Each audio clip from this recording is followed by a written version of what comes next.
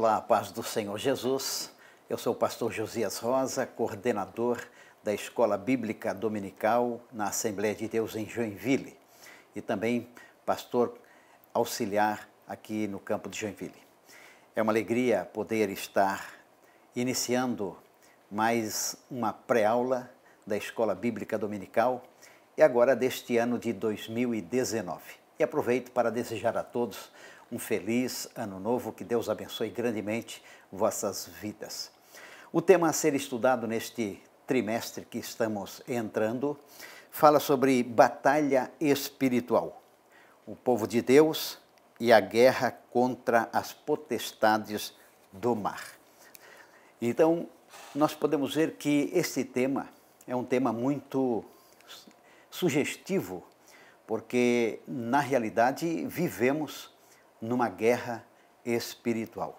E o tema da primeira lição fala exatamente batalha espiritual. A realidade não pode ser subestimada. Não podemos descaracterizar, não podemos descartar que estamos vivendo numa guerra espiritual. Por isso, a palavra de Deus, em Mateus capítulo 26, versículo 41, que é o título ou seja, o textual da nossa lição, fala o seguinte: vigiai e orai para que não entreis em tentação. Na verdade, o espírito está pronto, mas a carne é fraca. Então, a batalha espiritual, ela existe. A batalha espiritual, ela não é nada mais do que a nossa luta contra tudo que nos afasta de Deus. Tudo que nos afasta de Deus. A Bíblia mostra que existe uma batalha espiritual entre os servos de Deus e os servos do diabo. Todo crente está envolvido nesta guerra, nesta batalha espiritual. Por isso, devemos resistir ao adversário, mas não precisamos também ter medo dele. Por quê? Porque a Bíblia diz que aquele que está conosco, Deus, ele é mais forte do que todos os nossos inimigos. Então, a presença de Deus em nossas vidas faz-nos triunfar. A Bíblia diz também que a nossa luta não é contra os seres humanos, contra a carne e o sangue. A verdadeira batalha espiritual é contra as forças espirituais malignas que têm autoridade sobre o nosso mundo. E Satanás, conforme diz a palavra do Senhor, o príncipe deste mundo, o príncipe das trevas, ele faz de tudo, usar todos os seus artifícios, todos os seus meios para realmente nos afrontar. Porém, aqueles que estão em Cristo realmente são mais poderosos, mais fortes do que a força do mal.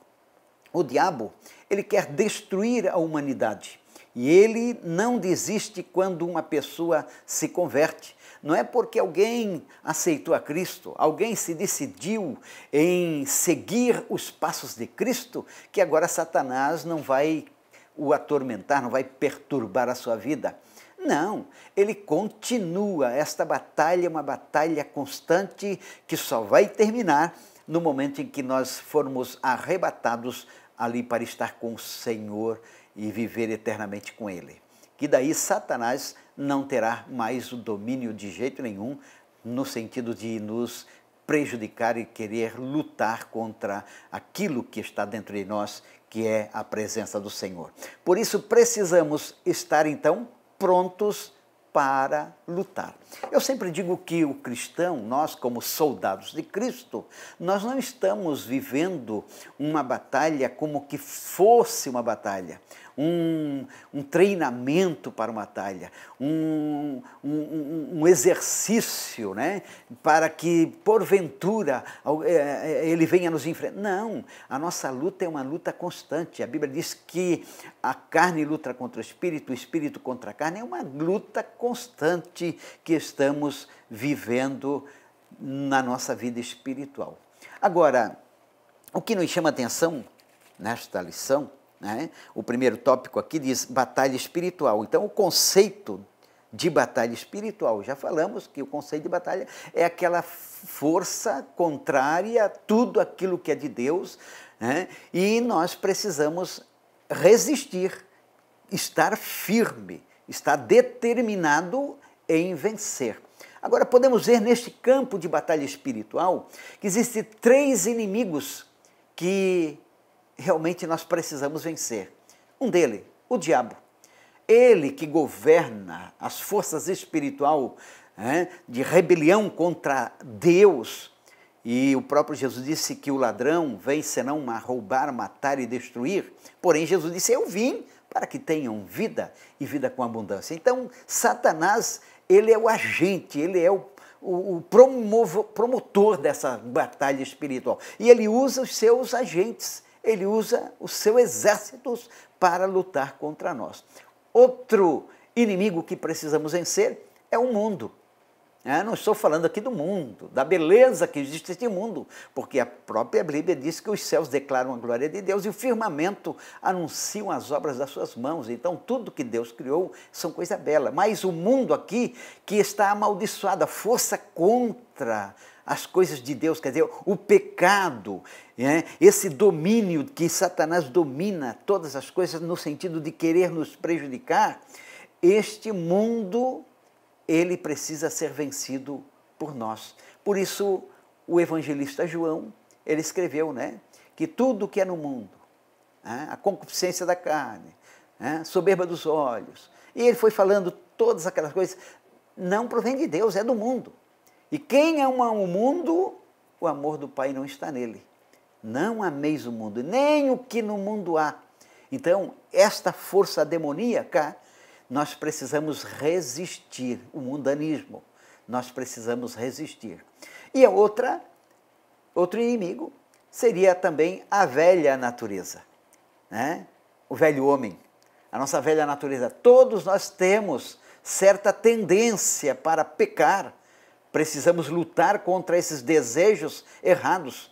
E ali nós podemos ver, em Gálatas capítulo 5, versículo 16 e 17, que fala ali exatamente de tantas coisas que, se nós não se policiarmos e não cuidarmos, nós caímos, nós pecamos e nós, ao invés de vencermos, nós seremos vencidos.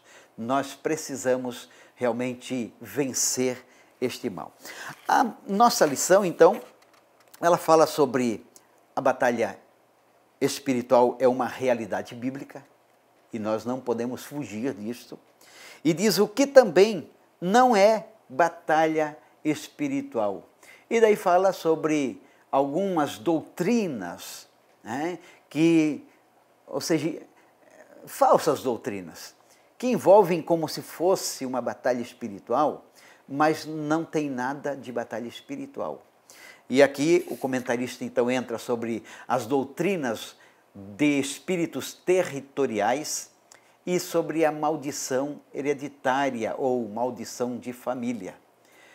E dentro deste tópico de doutrinas de espíritos territoriais, então é colocado aqui que para vencer, é necessário então fazer um mapeamento espiritual, correligionários para cada nações, cada país, como que se Satanás tivesse demônios específicos para controlar determinadas regiões, determinados países. Então precisaria que fosse feito um mapeamento de cada região, de cada cidade, para que pudesse destronar esse inimigo e o evangelho pudesse ser próspero.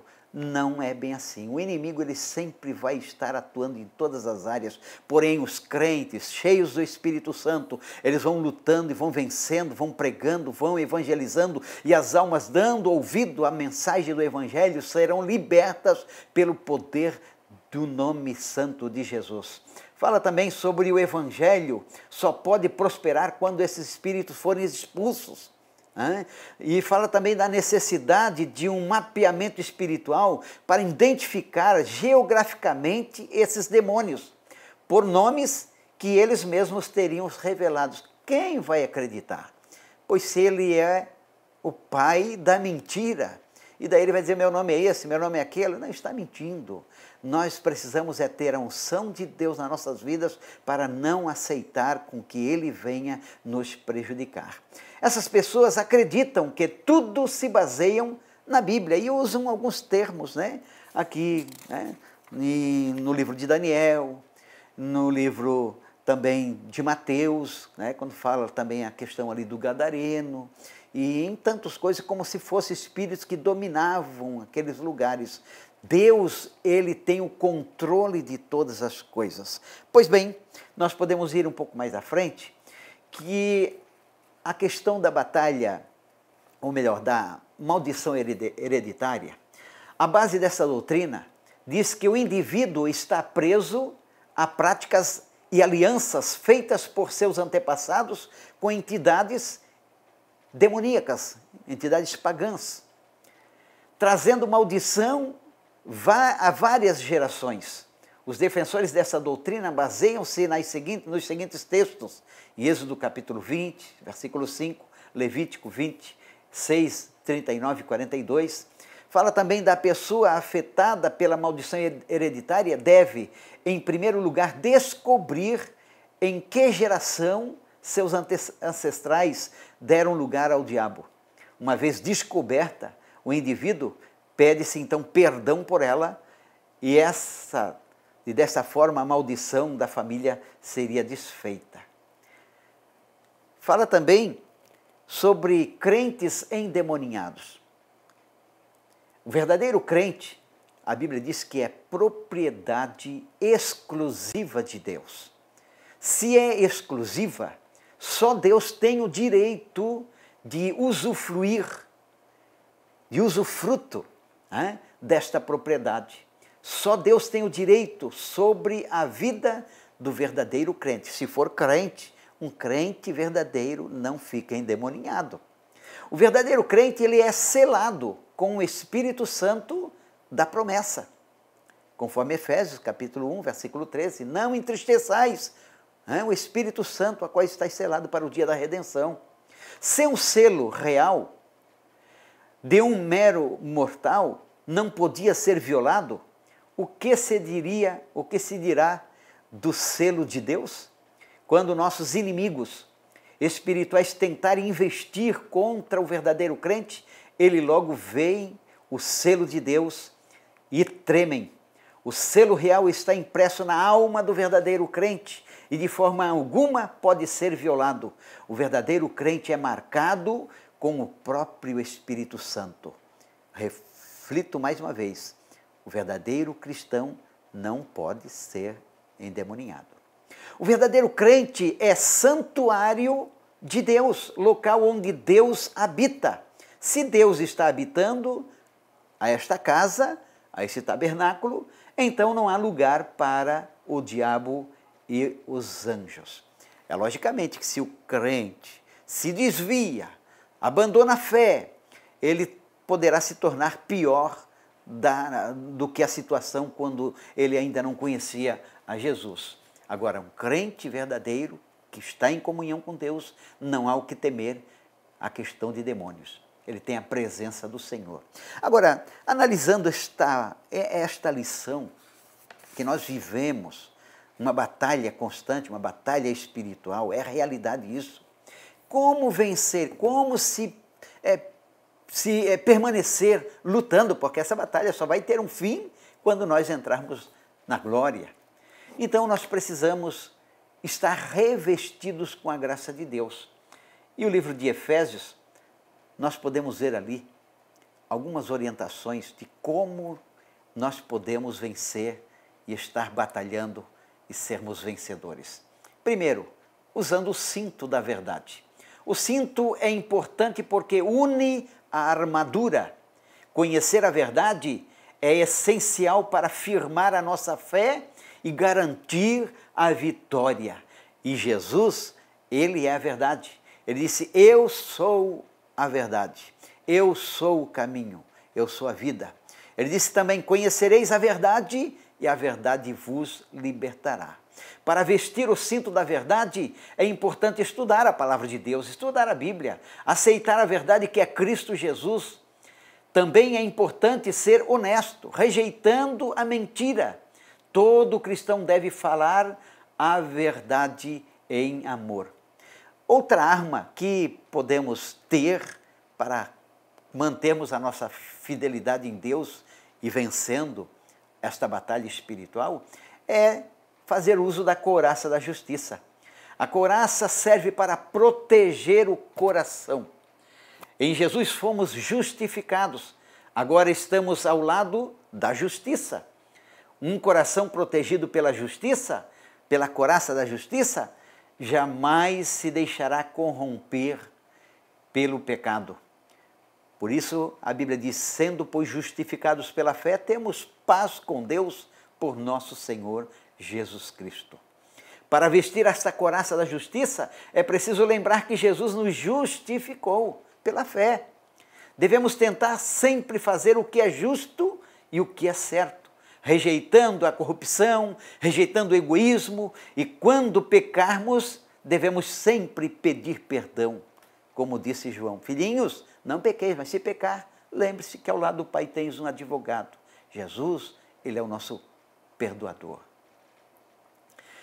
Precisamos também usar os calçados da prontidão do Evangelho. Calçar os pés com o Evangelho da paz. Nossos sapatos protegem os nossos pés, que nos levam para onde queremos ir. O Evangelho da paz leva-nos na direção certa, que é para a vitória. Se a paz e o amor podem vencer o ódio e a violência, então nós estamos agora no caminho certo, calçados os pés com a prontidão do Evangelho. Para calçar a prontidão do Evangelho da paz, o crente precisa rejeitar a ira e a violência. Jesus veio para trazer reconciliação, unindo crentes em amor. Perdoar é muito importante para promover a verdadeira paz. Mas precisamos também usar o escudo da fé. O escudo serve para defender contra as setas e contra os ataques.